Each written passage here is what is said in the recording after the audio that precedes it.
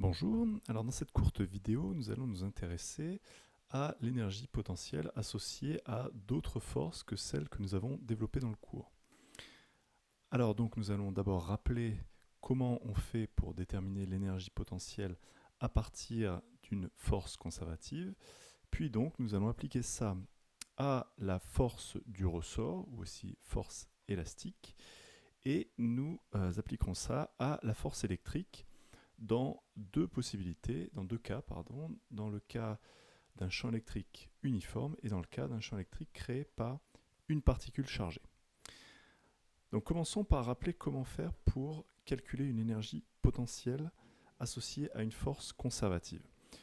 Donc le principe, c'est que on a un système donc, qui est en un point M à l'instant T et qui subit une force à chaque instant, donc le long d'un trajet. Donc ce trajet peut exister ou ça peut être un trajet qu'on imagine pour faire le calcul, donc on appelle ça un trajet virtuel. Donc le trajet part d'un point de départ jusqu'à un point d'arrivée. Et donc si le point M est soumis à un ensemble de forces, dont la force F qui nous intéresse, et que cette force F a la propriété, on va dire globalement, de ne dépendre que de la position du système, donc c'est une condition nécessaire mais non suffisante, mais nous, à notre niveau, on va dire que c'est suffisant. Donc si cette force ne dépend que de la position, eh bien, elle va pouvoir être associée à une énergie potentielle et on va l'appeler force conservative. Donc conservative parce que, donc, comme on l'a vu dans le cours, eh bien, lorsque uniquement des forces conservatives sont appliquées à un système, eh bien, l'énergie mécanique se conserve. Donc c'est pour ça qu'on les appelle les forces conservatives. Donc par exemple ici, eh bien, le système au point M est soumis à une force F qui ne dépend que du point M. Alors, qu'est cette énergie potentielle? Donc le principe, c'est un petit peu comme quand vous avez votre anniversaire, par exemple, et vos grands-parents vous donnent 20 € pour votre anniversaire. Donc vous allez avoir 20 € qui vont rentrer sur votre compte en banque. Du coup, tant que vous ne les utilisez pas, eh bien, ces 20 € sont sur votre compte en banque. Donc ils sont là potentiellement pour être utilisés. Tant que vous ne les utilisez pas, il ne se passe rien, mais par contre, à un moment donné, vous allez pouvoir les utiliser. Bien là, c'est pareil, donc pour une force conservative, elle va agir sur le système, elle va soit donner de l'énergie, soit prendre de l'énergie au système. Et donc, ce qu'on va faire, c'est qu'on va imaginer un trajet le plus quelconque possible, et du coup, on va voir comment agit cette force conservative sur ce trajet. Donc on va être capable d'exprimer le travail de cette force sur le trajet qu'on a imaginé. Et à ce moment-là, on va dire que, eh bien, comme dans le cas de l'anniversaire, eh bien, le travail que cette force a donné, eh bien, il va être entre guillemets stocké par le système. Et à ce moment-là, le système pourra redonner ce qui a été stocké. Et donc c'est pour ça que dans le calcul d'énergie potentielle, il y a un signe moins. C'est parce que du coup, comme pour l'argent, eh bien l'argent, quand les grands-parents vous le donnent, il va rentrer sur votre compte en banque, donc va aller dans un sens. Et quand vous allez utiliser l'argent, donc quand vous allez, euh, comment dire, quand vous allez transformer cet argent potentiel en en un cadeau, en ce que vous voulez, eh bien ça va aller dans l'autre sens. Donc les sens sont opposés et donc le signe est opposé. Donc pour calculer l'énergie potentielle, on va calculer le travail sur un chemin virtuel quelconque de la force. Et à ce moment-là, l'énergie potentielle, eh bien, ça sera l'opposé de ce travail. Donc pour calculer un travail, comme d'habitude, on fait l'intégrale de tous les travaux élémentaires le long du chemin. Et donc le travail élémentaire se calcule en faisant la force scalaire, le petit déplacement DOM ou DL. Alors ici, vous remarquerez que je n'ai pas précisé les bornes. Donc d'habitude, quand on calcule le travail d'un point à un autre, on dit ça va du point de départ au point d'arrivée. Alors ici, l'idée, c'est qu'on veut l'énergie potentielle non pas en un point particulier, mais au contraire en un point quelconque. Donc ça veut dire que ce calcul de travail, on ne va le faire que jusqu'à un point M quelconque. Donc en fait, ici, la borne d'arrivée, on pourrait dire que c'est le point M. Mais dans la suite, je ne vais pas le préciser. Et puis le point de départ, en fait, je ne vais pas du tout le préciser parce que l'idée, c'est que, comme on l'a déjà vu, l'énergie potentielle, elle est définie à une constante près. Et donc cette constante dépend du point de départ. Voilà, parce que le travail va dépendre si on part d'ici ou si on part d'ici, ça ne va pas être le même. Et du coup, ce point de départ va induire une valeur supplémentaire. Et en fait, cette valeur supplémentaire, on s'en moque complètement. Parce que comme on l'a vu dans le TEC sous sa forme numéro 2, donc delta EM égale somme des travaux des forces conservatives, eh bien, ce qui compte, ce n'est pas la valeur entre guillemets absolue de l'énergie potentielle. Ce qui va compter, c'est la variation de l'énergie potentielle lors du trajet réel, cette fois-ci, suivi. Et donc, cette constante qui dépend du point de départ, eh bien, en fait, on s'en moque complètement, puisque lorsqu'on fait la différence, eh bien, elle disparaît. Donc, voilà pourquoi, en fait, le point de départ, on s'en moque complètement. Et du coup, mathématiquement, pour calculer l'énergie potentielle, eh bien, on fait simplement l'opposé de la primitive de F scalaire DOM. Voilà le principe. Alors donc, appliquons ça d'abord à la force élastique. Donc ici, on a notre système qui est la petite bille ici, donc qui est accroché à un ressort. Donc ici, on a pris un ressort horizontal. On pourrait se dire, ah, bah tiens, il fait comme par hasard le cas le plus simple. Bon, ça va pas être très général. Mais en fait, si, parce que ici, ce qui nous intéresse, c'est pas l'énergie mécanique totale du système. Ici, ce qui nous intéresse, c'est simplement l'énergie potentielle associée à la force du ressort. Du coup, ici, l'objet qui est accroché au ressort, il peut être soumis à plein d'autres forces. Par exemple, on peut le tirer, comme ça, avec les doigts, avec ce qu'on veut. En plus, il est soumis au poids. S'il est sur un support, il est en plus soumis à une réaction du support. Mais en fait, tout ça, on s'en moque complètement. Donc tout ce qui nous intéresse, c'est trouver quelle est l'énergie potentielle associée à la force élastique du ressort. Donc on note FR depuis le début de l'année. Donc en fait, on s'en moque complètement de savoir la situation réelle. Ça, c'est pour une étude, voilà, si on cherche la vitesse de l'objet à un instant donné, ce genre de choses. Là, nous, tout ce qui nous intéresse, c'est trouver l'énergie potentielle associée à la force du ressort. Du coup, ça ne dépend en fait que de l'état du ressort, de son élongation ou de sa compression. Donc on s'en moque totalement qu'il soit horizontal, en diagonale, vertical, tout ça. Non, ça va dépendre que de son élongation. Alors ça, on va le montrer. Alors malgré tout, pour que le calcul soit plus simple, on va, comme toujours, se prendre un repère. Donc ici, on a fait le schéma avec le ressort au repos. Donc ici, la force qu'applique le ressort sur notre système est nulle.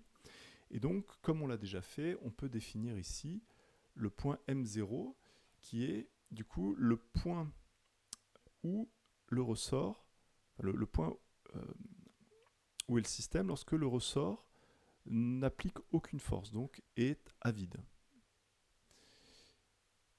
Du coup, ça nous permet de définir la longueur à vide du ressort L0. Et donc ici, on a fait un instant quelconque. Donc on s'en moque encore une fois de ce qui permet au système d'étirer le ressort. On s'en moque complètement. Simplement ici, l'état de fait, c'est le ressort est étiré. Bon, il pourrait être comprimé, on s'en moque. Et du coup, il applique une force au système. Donc ici, on va se prendre un repère pour que ce soit plus simple. Donc évidemment, on va prendre un repère dont la direction est selon la direction du mouvement du système. Bon, ça, on peut appeler ça l'axe X. Et puis ensuite, comme on a déjà vu en début d'année, eh bien, se pose la question de l'origine du repère. Donc on pourrait soit la prendre en M0, soit la prendre au niveau du point d'accroche. Bon, ça ne va pas changer grand-chose. Simplement, comme on a déjà vu, souvent les calculs sont plus simples si on prend l'origine en M0. Donc on va prendre l'origine là. Tac. Du coup, le ressort à l'instant considéré, eh bien, il a une longueur L. Je vais préciser L de t pour bien dire c'est la longueur à l'instant considéré, pour bien faire la différence avec L0, qui est une constante. Voilà. Mais donc ce qui est x, c'est-à-dire la position du système dans le repère considéré, eh bien c'est uniquement ça. Et donc on voit bien que x, c'est égal à L moins L0. Donc ici, on a le vecteur unitaire. Donc on rappelle l'expression de la force du ressort. C'est moins K fois le vecteur OM à l'instant T moins OM0. Donc ici, OM à l'instant T, eh bien c'est XEX.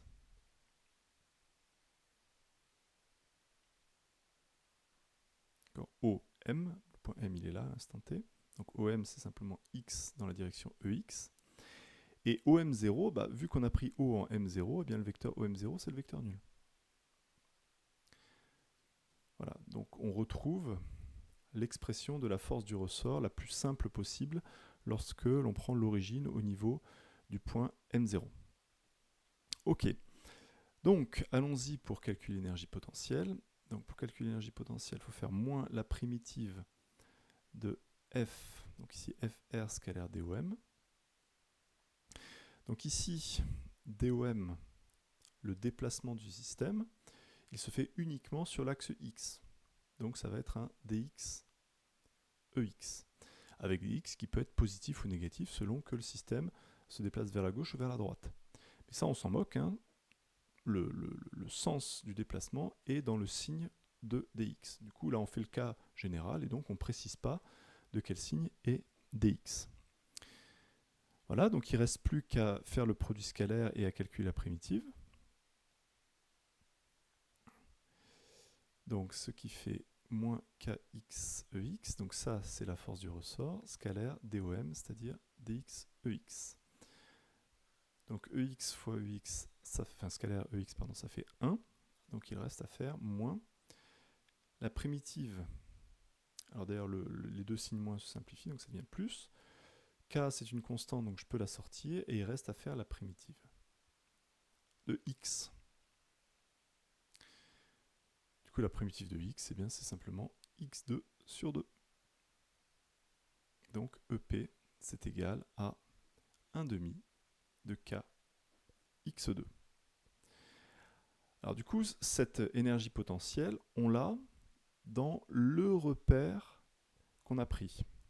Et donc comme on l'a déjà dit plusieurs fois dans le cours, attention, les énergies potentielles ne sont valables que dans le repère de la démonstration. Du coup, si on veut une expression générale de l'énergie potentielle intrinsèque qui ne dépende pas du repère, eh bien, l'idée c'est de faire le chemin inverse et dire ce qu'est x. X, donc on l'a dit, c'est la longueur du ressort à l'instant considéré moins la longueur à vide, L0. Donc du coup, on peut remplacer x et on arrive à l'expression du dessous, donc qui, elle, est valable sans repère, enfin quel que soit le repère. Donc l'énergie potentielle élastique, c'est 1 demi de K fois la longueur du ressort à l'instant considéré moins sa longueur à vide, le tout au carré, qu'on pourrait aussi appeler 1 demi de K delta L au carré ou delta L, et l'élongation algébrique, c'est-à-dire delta L est positif si c'est effectivement étiré, delta L est négatif si c'est comprimé. Mais de toute façon, on voit qu'ici, à cause du carré ou grâce au carré, eh bien, l'énergie potentielle est la même selon que vous l'étirez ou que vous le comprimiez, le ressort. Donc ça fait penser un petit peu aux portes de saloon. La porte de saloon, du coup, elle va avoir le même mouvement, enfin la même énergie, si vous l'ouvrez dans un sens ou dans l'autre. Donc là, pareil, vous allez donner la même énergie au système selon que vous comprimiez le ressort ou que vous l'étiriez. Par contre, d'un point de vue du mouvement, eh bien, le mouvement sera dans un sens opposé, évidemment. Mais d'un point de vue énergétique, c'est pareil, l'étirement et la compression à cause de ce carré. Et ça se comprend physiquement. Voilà, donc on peut retenir cette expression, 1,5 de K delta L au carré, et du coup, eh bien, dans les problèmes, eh bien, il suffit de l'appliquer ensuite au problème et aux repères pris dans le problème. Alors continuons en allant un petit peu plus vite. Donc le champ électrique crée une force électrique. Lorsque une particule chargée est plongée dans le champ électrique, donc là par exemple j'ai une particule de charge Q qui est plongée dans un champ électrique, donc là toutes les flèches sont le champ électrique E en différents points. Et donc la force électrique, elle est très simple, ça ressemble à la force de gravité, c'est Q fois E, tout comme la force de gravité, c'est M fois G. Voilà.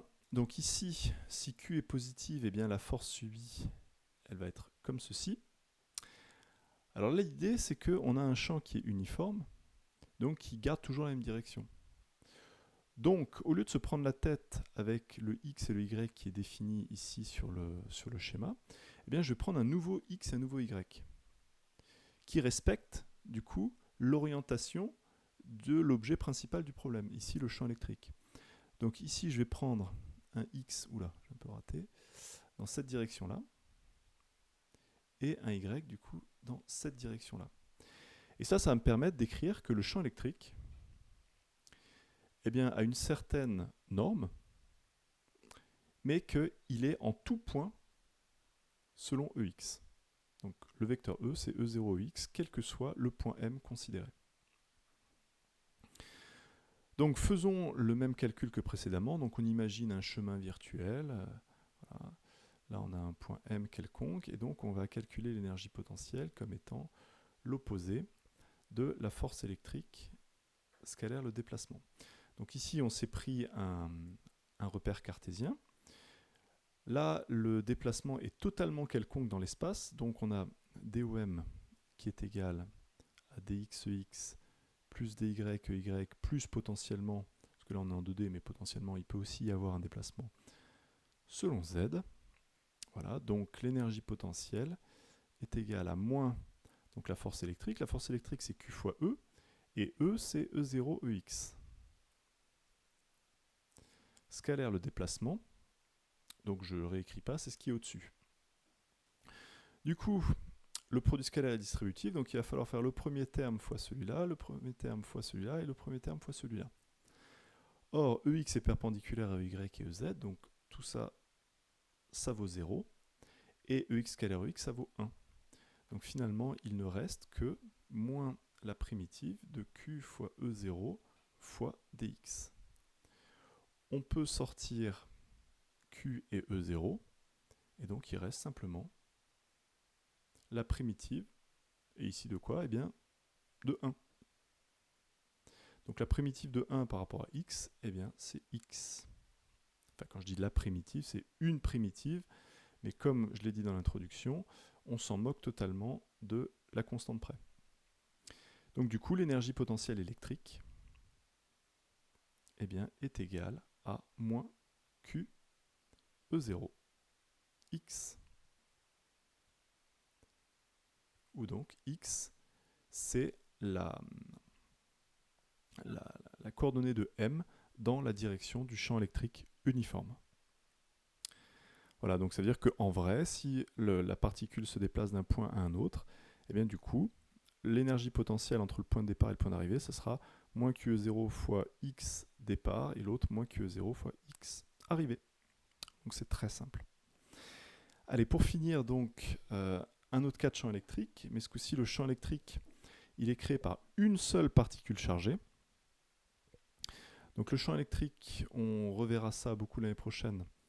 Il s'exprime comme étant 1 sur 4pi epsilon 0. Donc ça, c'est une constante fondamentale, donc je ne développe pas, on garde ça pour l'année prochaine. Donc une constante. Fois, donc ici, je vais dire que j'ai une charge grand Q. Donc là, la charge au centre, c'est grand Q. Donc le champ électrique créé, ça va être fois grand Q, divisé par, donc si je prends, donc si je cherche le champ créé en un point, par exemple ici. Donc là, j'appelle le point M. Donc le champ créé au point M, donc on voit, hein, il est radial. On voit bien là, clac, le vecteur, il est selon OM. Donc si j'appelle O, du coup, le centre, où est la particule chargée grand Q. Donc on voit bien, hein, le vecteur, il est dans la direction OM. Donc du coup, ce champ électrique, il est inversement proportionnel au carré de la distance.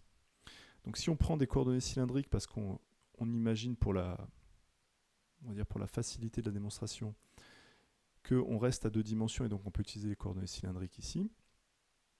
Donc on va avoir 1 sur ρ carré, où ρ du coup est la distance OM. Et donc, comme on le voit bien, c'est dans la direction euro, dans la direction radiale. Donc en chaque point M, le champ électrique peut s'écrire comme ceci.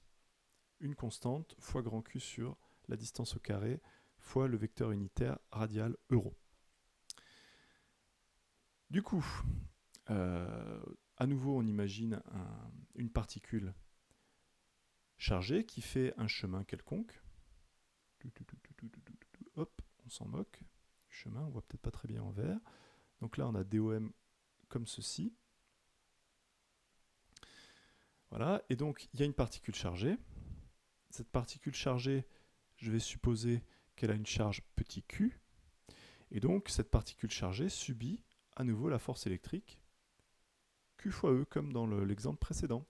Simplement, ce qui change, c'est qu'ici, on n'a pas un champ qui est uniforme. On a un champ qui change de direction au fur et à mesure du trajet, et également de norme, parce qu'on s'éloigne ou on se rapproche plus ou moins au fur et à mesure du trajet. Donc, on peut faire le calcul. Ici, on est en coordonnées cylindriques, donc on suppose qu'on reste en 2D. Donc normalement, il faudrait se placer en coordonnées sphériques, mais pour l'instant, on n'est pas encore trop à l'aise avec les coordonnées sphériques. On va beaucoup plus les développer l'année prochaine.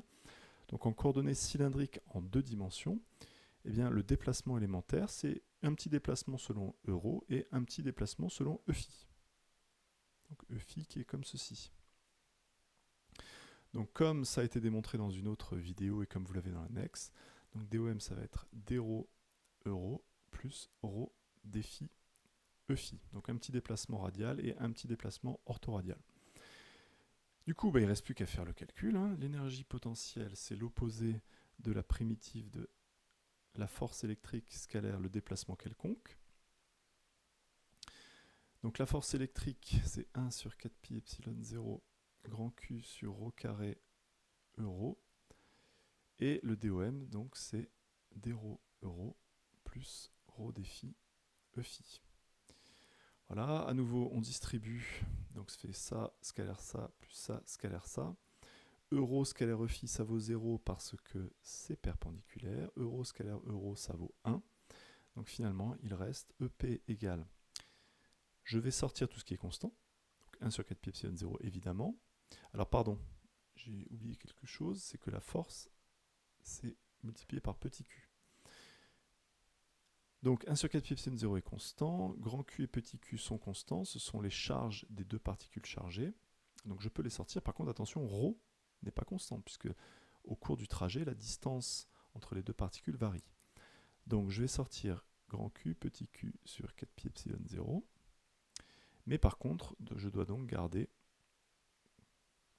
1 sur ρ carré dρ. Donc faire la primitive de 1 sur ρ carré, vous la connaissez sûrement, c'est moins 1 sur ρ. Du coup, ça va faire moins grand Q, petit q sur 4 pi epsilon 0 fois moins 1 sur ρ. Et donc on en déduit l'énergie potentielle électrique dans le cas de l'interaction de deux particules chargées. Et ça va être donc grand Q, petit q sur 4 pi epsilon 0 fois 1 sur la distance. Alors juste une petite remarque. Donc en pratique, il suffit de l'appliquer entre le point de départ et le point d'arrivée, donc remplacer ρ par le ρ de départ et le ρ d'arrivée. Mais ce que je voulais dire pour finir, c'est que cette énergie potentielle, elle peut être soit positive, soit négative.